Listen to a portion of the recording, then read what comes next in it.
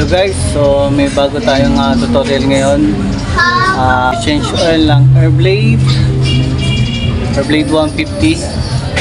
So mas madali lang to. Basic lang para sa mga bago. So tara, let's go. So guys, yun ang mga gagamitin natin sa pag-change oil. Ito nga back wrench. Mas maganda kung ganito ang itsura. Huwag yung open wrench, medyo nakakasira ng bolt natin guys. So ito ang kailangan natin na 17 mm. Tsaka itong embudo para sa langis natin. Tsaka yung plies para doon sa takip ng pang change oil natin. Lagyan natin ng basahan para hindi siya magasgasan, no? Ito na rin yung gagamitin natin langis. Para sa Honda, naglag pa. Para sa Honda, ito scooter, polo synthetic na to guys. So 1 liter to.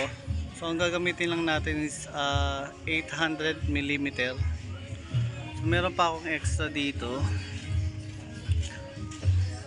Ito yung mga tira-tira natin guys. Pero sasalina natin siya para sa 800 mm dito sa bago nating piniling langis. So pupunin lang natin ng 800 mm para eksakto lang siya.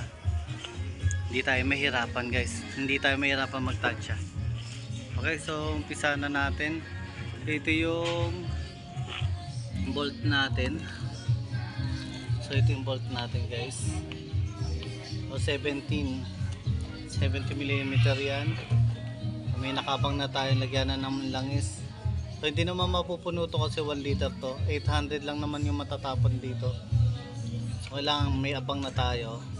So nandito yung takip. Ito. So pagka drain natin, dito naman tayo magsasalin. Pabubuksan natin to gamit ang plies. Lagyan natin ng basahan para hindi magasgasan, no? Okay guys, umpisa na natin. Okay, let's go.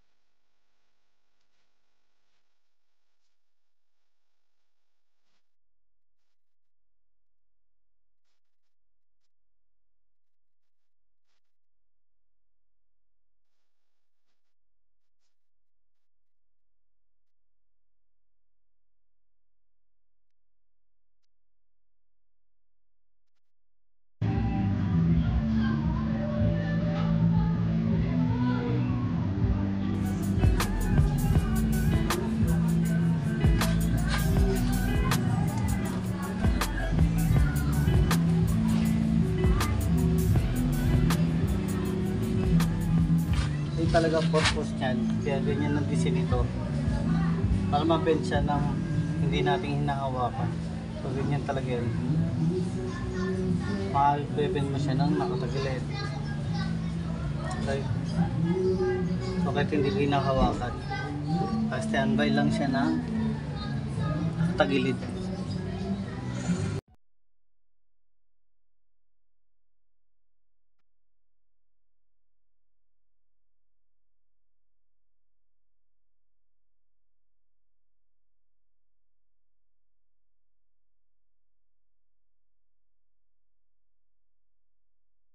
So guys, kaya gumamit tayo ng bagong gamit. Arrange na, halos nabilog na yung bolt natin. Dahil ginamitan ko dati ng open wrench. So sira na siya. Kaya gumamit tayo ng socket wrench. So maganda gamitin talaga to.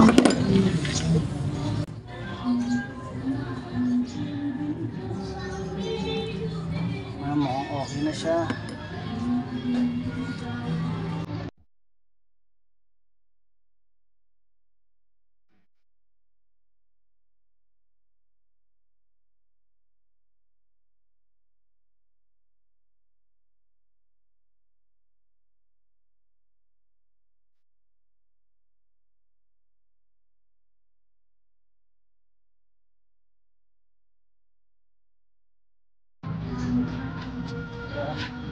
Sige, pagbalik ito guys.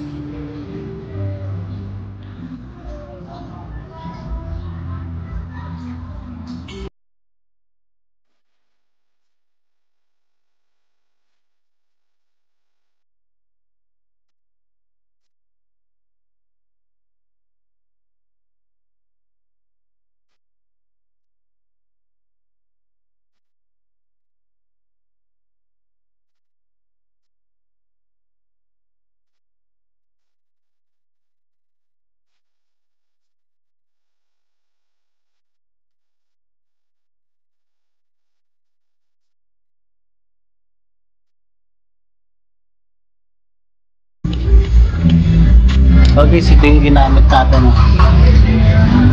Socket wrench. Mas maganda to.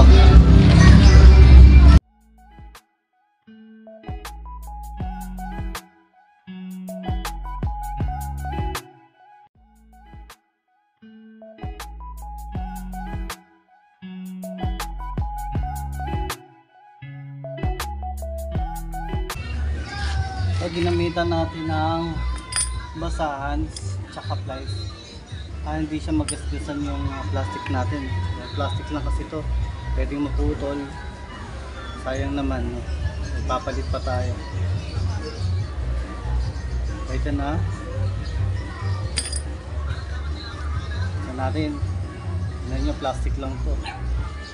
So, ingat lang sa paghihipit nito ng plies.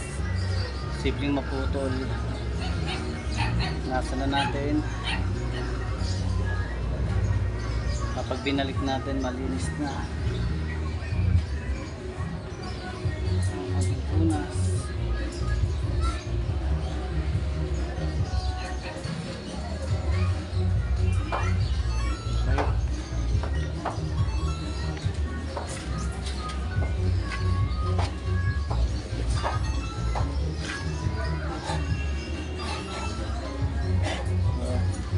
Ito yung embudo natin.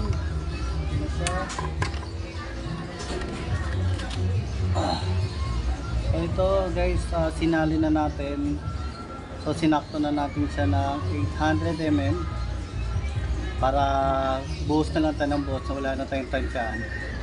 Okay, sasali na natin.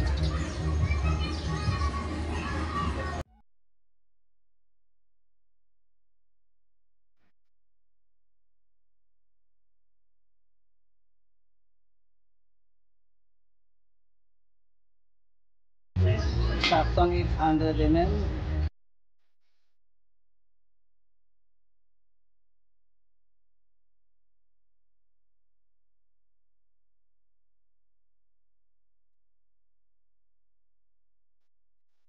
Salamat mga Kepal, salamat sa panonood at huwag kalimutan mag-subscribe at pindutin ang notification bell para sa mga iba pa natin videos. Okay, maraming salamat sa inyo guys. Thank you.